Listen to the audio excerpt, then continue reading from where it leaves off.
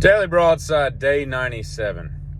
Well, it's been about 24 hours and I am officially abortioned out. I'm tired of it. Let's stop.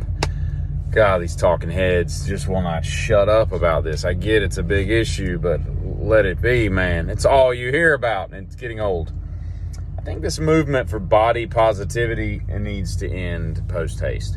Your 9-year-old should not weigh 174 pounds. That's child abuse. That's ridiculous, okay? Quit feeding it stuff out of a box in a drive-thru every 5 seconds, and quit thinking that it's okay to be morbidly obese. It's not. It's unhealthy.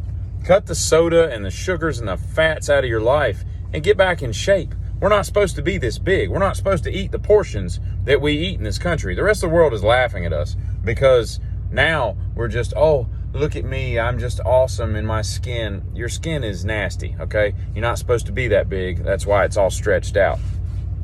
And I am not a fan of these people being allowed to be president into their 70s and 80s and 90s and surely 110s eventually. We've got a limit. You got to be 35 to be president. I think 62. When it's time, when you require Social Security to be sent to your house, I think it's time for you to set it and head out, okay? We don't need any presidents older than that, okay? You're not with the times, you're old, you're getting senile, you got weird things about you, you smell like an old man. We don't need any of that stuff in the office, okay? We need men and women who are 35 to 62. That's the age limit, and everybody else can just cut out. And we'll throw that in for congressmen too, and the Supreme Court.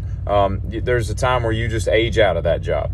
I don't know who named Turkish Delight, but they don't know what delight means. Okay. And, you know, everybody thinks about at some point their mortality and what will eventually cause them death. You know, a lot of people, what if I die in a car crash or a house fire or, you know, a cancer or heart disease gets me? You know, the common things, right, that kill us. But very few people think that they're going to die from getting their throat slit. In fact, I don't think much of anybody ever thinks that until you get your throat slit. And then you're like, you know, making that movie sound, right? And you're like, who knew this was how I was going to go out all this time, and this is how I go out? Nobody ever predicts that. Nobody ever thinks, yeah, I'm probably going to go out with a slit throat.